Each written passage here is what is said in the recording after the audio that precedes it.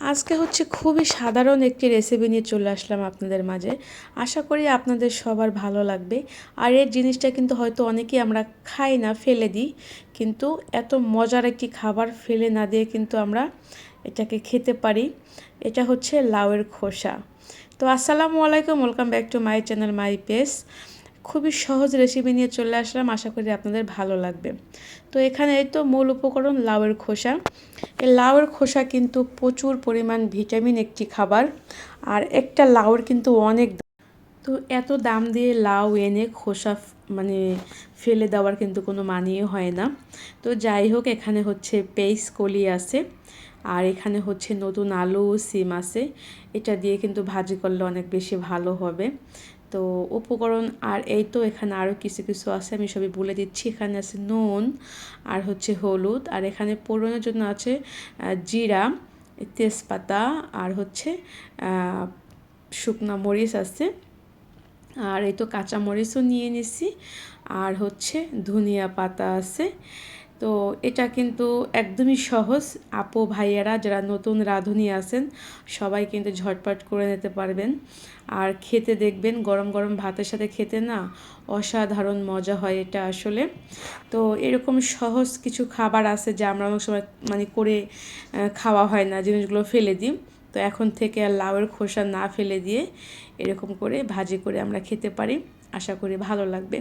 তো এখানে হচ্ছে আমি সরষের তেলটা তো আমি নর্মালি সবসময় খাই, সেই জন্য আমি সরষের তেল দিয়ে করতেছি। আপনারা চাইলে সয়াবিন তেল দিয়েও করতে পারেন। তো এবার হচ্ছে আমি ফোড়নের জন্য এখানে হচ্ছে জিরা দিয়ে দিলাম, তেজপাতা দিয়ে দিলাম। এরপরে হচ্ছে এখানে আমি শুকনো মরিচ দিয়ে দেব। তো চুলার আঁচটা একটু কমিয়ে নিলাম যাতে পুড়ে না যায়। আর এই তো এবার হচ্ছে এগুলোকে একটু ভেজে নেব। এগুলো একটু ভেজে নিলে না খুব ভালো একটু ঘ্রাণ আসে, তো ভালো লাগে আর কি। তো আজকে আসলে নর্মালি আমি এই রেসিপিটা আমি জানি এটা শিখাবার কোনো কিছু না। এটা জাস্ট এটা হয়তো আমার রেসিপিটা দেখে হয়তো অনেকের ইচ্ছে হবে যে না লাউয়ের খোসা একবার ভাজি করে খেয়ে দেখি। আর দেখুন বর্তমান সময় কিন্তু দেখা যায় সব জিনিসপত্রের প্রচুর পরিমাণ দাম থাকে। মূলত আমি কিন্তু এই হিসাব করে হচ্ছে এই রেসিপিটা আজকে শেয়ার করলাম। নয়তো হয়তো অনেকে বলতে পারেন যে আপু এটা আবার একটা কোনো রেসিপি হলো। এটা আসলে অ্যাকচুয়ালি রেসিপি হিসাবে কিন্তু আমি আপনাদের সাথে শেয়ার করতেছি না যে লাউয়ের খোসা যে মানে আমরা ভাজি করে খেতে পারি, ওটা মনে করে কিন্তু আমি আসলে এটা আপনাদের সাথে শেয়ার করলাম রেসিপিটা।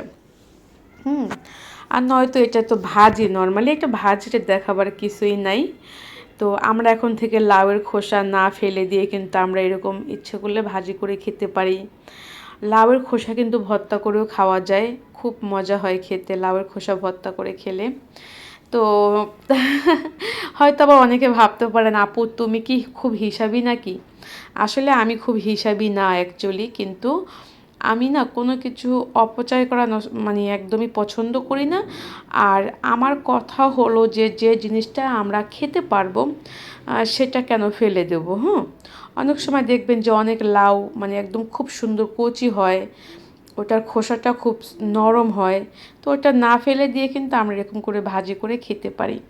এতে করে কিন্তু দেখা যায় আমাদের একটা ভাজি আইটেম হয়ে গেল। তো আমি এই সব কিছু মিলিয়ে আসলে আজকের এই রেসিপিটা আমি শেয়ার করলাম, যেহেতু এটা আমি বাসায় নর্মালি সবসময় করেই খাই সেই জন্য। আর সত্যি কথা বলতে ভাই এত বেশি না সব করতে পারি না আমরা, যে এটা করে এটা খাই না ওটা খাই না তা না, সব কিছুই কম বেশি আমরা কম দামি বেশি দামি সব খাবারই আমরা কম বেশি খাই। তো ওটা আমার বিস্তারিত সব কিছু জানতে হলে কিন্তু আমার আরেকটি চ্যানেল আছে, বিডি মাই ব্লগ। আপনারা চাইলে আমারও চ্যানেলে ঘুরে দেখতে পারেন। ওখানে হচ্ছে আমি নিত্যদিন কি বাজারঘাট করি, কি রান্না করি, কোথায় যাই, ঘোরাফেরা, খাওয়া দাওয়া সব কিছুই হচ্ছে আমার ওই চ্যানেলে আমি আপলোড করি, বিডি মাই ব্লগ। আপনারা চাইলে এটা ঘুরে দেখতে পারেন। তো এই আর কি। তো এই তো ভাজিটা কিন্তু হয়ে গেছে। এদিক থেকে আমি হচ্ছে 1 চিমটি পরিমাণ হচ্ছে চিনি দিয়ে দিলাম, এটা হচ্ছে স্বাদের জন্য। তো এবার ধনিয়া পাতা দিয়ে দেব।